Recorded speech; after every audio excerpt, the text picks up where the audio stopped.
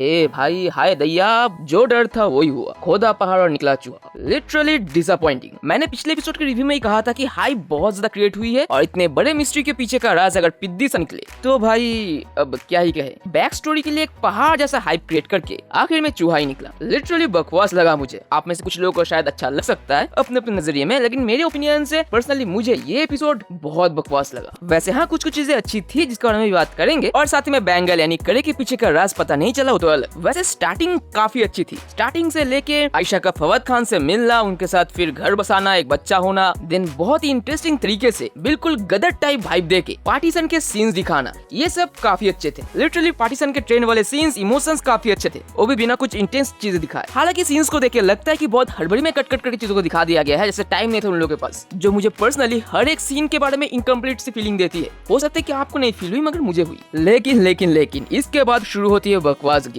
कैसे miss Marvel की नानी सना खो गई और दोबारा अपने पापा के पास ट्रेन में गई। इस प्लॉट को ना बहुत बढ़िया तरीके से दिखाया जा सकता था, और इसको दिखाने के लिए उनके पास बहुत अच्छे उपकरण थे। टाइम ट्रेवल, स्टार्स का पीछा करना, पार्टीशन, बच्चे का खोना, ऊपर से जिन्स, इन सारे चीजों को लेके एक बहुत ही इंटरेस्टिंग और बहुत ही बढ़िया प्लॉट बना के बहुत ही बेहतरीन बैक स्टोरी हमें प्रेजेंट किया जा सकता था। और एक आम ऑडियंस के रूप में मेरे दिमाग में स्टोरी को लेकर जो सोच थी ना कि फ्लैशबैक में ऐसे चीजें हुए होंगे, ये सब हुआ होगा, ऐसे सना अपने पापा के पास गई होगी, एक पिद्दी से ऑडियंस के रूप में मेरे दिमाग में जो सोच थी ना, वो भी इस प्लॉट से बहुत बेहतर थी। भाई इनके पास इतने अच्छे कॉन्सेप्ट थे, जिन कॉन्सेप्ट्स के बारे में सोच के हम लोग के अंदर हाइप क्रिएट हुई थी, जैसे जीन्स, टाइम ट्रेवल हो जाना, पार्टीशन के डेडली मोमेंट्स, एक बच्चे का खो जाना, स्टार के पीछे भागना, ये सब काफी अच्छे कॉन्सेप्ट थे। इन सभी को लेके अच्छे से अरेंज करके एक काफी इंटरेस्टिंग बैक स्टोरी क्रिएट किया जा सकता था, मगर नहीं, इन लोगों ने बस जैसे तैसे कुछ दिखा दिया, ऐसा फील हुआ मुझे। पहली बात तो सना खो गई कैसे? फवाद खान ने उसे पकड़ रखा था, उसे रिस्पॉन्सिबिलिटी दी थी कि कुछ नहीं होना चाहिए। क्या बाप बनेगा रे तू।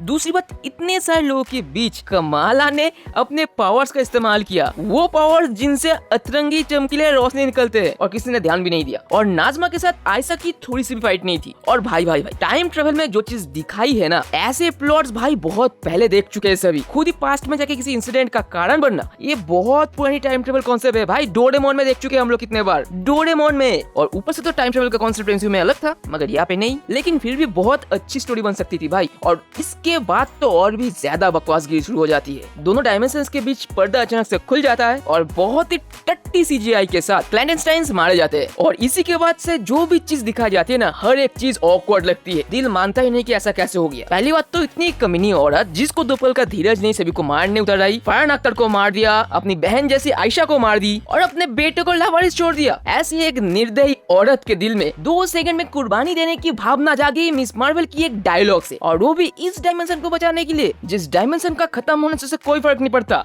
मतलब क्या था ये? 1 सेकंड में उसकी नीयत अच्छी हो गई, एंड गॉड नोस कैसे उसने अपने आप को मार के उस पर्दे को बंद किया। और आखिर कामरान को पावर्स कैसे मिली? इसके पीछे क्या लॉजिक है भाई? और बाकी सारे क्लैंडेस्टाइन्स कहाँ गए? जैसे मानो राइटर को टट्टी लगी थी और वो 1 सेकंड में कुछ लिख के भाग गया। और ऊपर से जब कमाला की मम्मी उसके बारे में जान लेती है तो वो भी हैरान नहीं होती, एक कैजुअल सा रिएक्शन देती है कि तुम थी क्या यार? कैरेक्टर में इतना ज्यादा ट्विस्ट, वो भी 1 सेकंड में। और एपिसोड को सही से खत्म भी नहीं किया गया। मतलब राइटर के साथ डायरेक्टर को भी 2 नंबर आया था और बोला कि जैसे जैसे कुछ बना के छोड़ दो। और मैं मजाक नहीं कर रहा हूँ, लिटरली इस एपिसोड को देख के ऐसा ही लगता है कि पूरे एपिसोड को हड़बड़ी में बस जैसे जैसे कुछ बनाना है बना के छोड़ दिया है। मुझे बस यही लगा। एंड सॉरी, किसी को लग सकता है कि एपिसोड काफी अच्छा था, आपके लिए अच्छा हो सकता है, मगर मुझे पर्सनली ये एपिसोड अच्छा नहीं लगा। बल्कि इस एपिसोड के बैक स्टोरी के पार्टीशंस के कुछ सीन्स को छोड़ के कुछ भी अच्छा नहीं लगा। खास करके फवाद खान और आयशा की एक्टिंग को छोड़ के किसी की एक्टिंग भी अच्छी नहीं लगी। तौबा, पूरा मूड खराब कर दिया। अब पता नहीं फाइनल शोडाउन में क्या होगा। आयुष की फाइनल एपिसोड कुछ अच्छा हो